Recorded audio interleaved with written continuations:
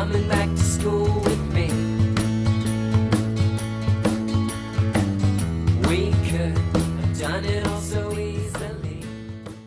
Hi, my name is Craig Thompson-Wood. I'm the board game teacher. Thanks for coming to the classroom. Today we're taking a look at Hellapagos by Gigamic. So in looking at the report card for Hellapagos, I'm going to give the number of players an A+. This game plays between 3 to 12 players. 12 players. And it plays very quickly, even with 12. I think that with that kind of number, that's fantastic. I haven't seen a game with 12 players. It's very rare to see a game with 12 players. Let me just put it that way. So A+ for sure.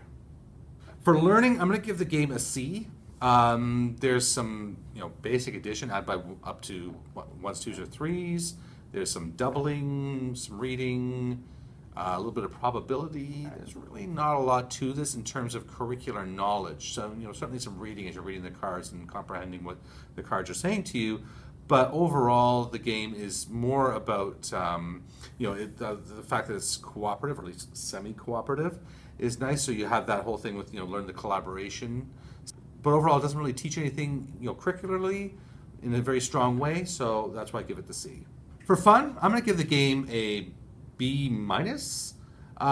We played this game, a group of adults. We played it a couple times, and it was fun. It was okay. Some people were sort of, seemed to have more fun than others, depending on whether or not they made it off the island or had certain good things or bad things happening to them. Maybe it's a little bit of, sour grapes there with those people who weren't, who said that it wasn't as fun as the rest of us thought it was. But I can see how some things can be a bit not fun. For example, you could die very early in the game and then you're just left watching. And I really, really don't like games with player elimination.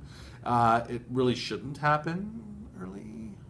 If it's going to happen, maybe later in the game, so you don't have to sit out for too long. And it's not a long game, but still, I don't like that player elimination. So, yeah, B-. For time, I'm going to give the game an A. I think that the game plays very quickly, especially seeing as the number of players that are in it. It says here 20 minutes.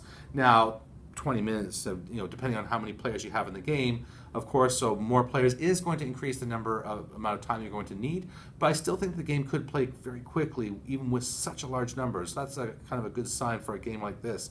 So if it was something that you were looking to include for rainy day activities, then sure, it could certainly be done within a recess time or something. Or as a class activity, then sure, it could be done. Or if you're playing at home and you're just looking for a quick activity, then yes, this is one that will play quickly. So overall, A for time. For cost, I'm going to give the game an A. The game is about $25, and for a game, especially for a game that plays quickly, so you can play it again and again and again. Also, that it accommodates such large numbers of people, so that you're getting entertainment for such a large number of people, even if you only played it once. That's like just a little more than $2 a person for the game. If you played it once with a group of 12 people and decided we don't like this, hey, you only paid like $2 each for the game, for the experience. What form of entertainment can you say you can get that kind of value for? All right, so that's why I'd give the game an A. So now that I've done the report card, it got a few A's, a B- and a C. It looks overall good. But let me just sort of be clear that this is not a game that I'm going to be recommending for a classroom. There's a couple of reasons for this. One is the semi-cooperative nature of the game. It's cooperative to a point where people start to starve, and then you are voting people to die. If the hurricane comes and you don't have enough rafts for everybody in the game, then people are going to get left behind and die. So there's this whole aspect of death and voting people to die in the game. And there's even ways that you could voluntarily kill people with gun. If you get gun and bullets, you can shoot them. And after you've shot them, there's even opportunities to eat them. So really there's some dark themes going on in the game that I don't think suit well to a classroom. Now perhaps you could take those cards out and play without them. But even then, that semi-cooperative nature where you're voting people to die, that's an unavoidable part of the game. It just pretty dark still, and it's not one that I think that I personally would feel comfortable including in my own classroom, so I cannot in good conscience then recommend it to somebody else to have into their classroom. So and that's why I just want to put this little caveat in here. So overall, the game looks like it's a good fit for a classroom based on my report card, but I just really needed to say that because this is not something I'm recommending. All right, let me take you to the table and I'll show you how the game is played. Okay, so what I've set up here is a 3-player game of Hellapagos. So you have the board. There's a disc here on the board showing at what stage is the raft building at. As you collect wood and things, you can build the raft. And as you go around the circle, then new raft cards go down. You have food and water. So you start off with a 3-player game. You start off with 5 food and 6 water. At the end of every turn, after everybody's had a turn, you go down the number of food and water equal to the number of players. So in a 3-player game, you're going to go down 3. So you can see that there's a strong need to be making sure that those supplies stay up.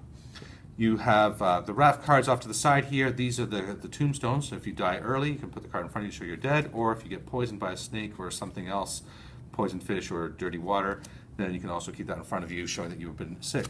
This is a first player token. And they have these cool little tuck boxes for the cards to keep the cards in. And a burlap sack for the fish, for the balls that are in the game are used for different things, fish and wood. So let me just show you a quick round of how the game would be played. So in the game, for starters, actually, sorry, put this over here, this shows how much water is going to be available based on the rain. You're going to make sure that you deal out 6 cards first without the hurricane, and then in the last bunch of cards, the hurricane somewhere mixed in there, so you have at least 6 turns to get stuff done before the hurricane arrives. But you're never knowing for sure when it's coming. But you know for the beginning it's not. So as I turn over the card, I see that there's a storm, which is good for us because everybody who collects water will collect 3 water.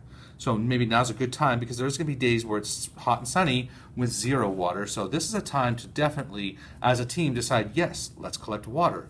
But we also need to get food, and if we don't get woods for the raft, then nobody's getting off the island. So we have all these choices to be making. Now we can also look at the cards. So you can see here I have a water bottle. So I have 1 water, but nobody needs to know that I've got that. A flashlight, which can let me check the top 3 cards of the shipwreck deck over here. Sheet metal, so if somebody protects me, it protects me if somebody tries to shoot me, and I have a bullet. And the other players, so this one's got a club.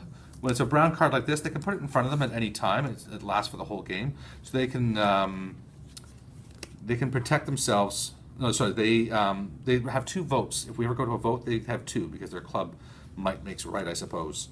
And they have a gun, but they're going to hide this one. They're not going to let us know that they have a gun.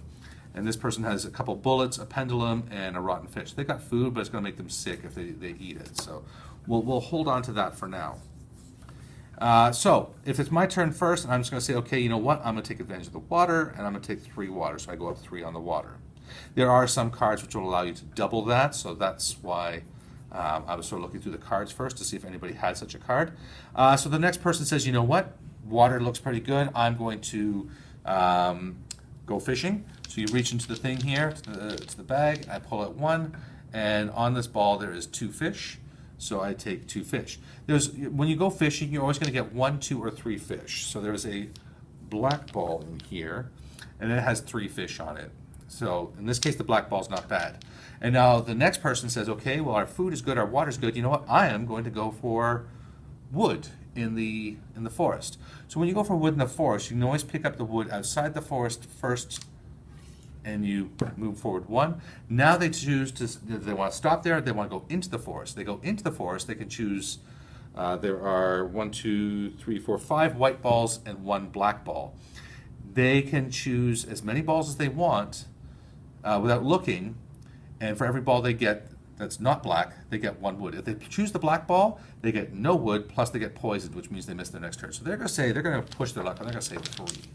Okay, so shake it up there. And I pull out 3 balls, and I've got the black one. So this player would be poisoned, and they get no more wood. So if they've gone 2, and say they got 2, then we go up 2 more wood. All right? And so then now that the turn is done, all 3 players have had their turn. We go down 1, 2, 3 food, 1, 2, 3 water, and the turn is over. The first player token goes to the next person. So in this case then, we turn over a new water card, and now we're down to 2, so the storm is dying down. So maybe now I decide I'm going to go get some wood for the raft. So I go there, I'll choose 3, 1, 2, 3. Okay, I'm going to cheat, and I'll say 1, 2, 3, just so I can show 1, 2, 3 what it looks like. It goes around. The next person wants to do it as well, so they go there, they built the raft, and now it advances back to that space.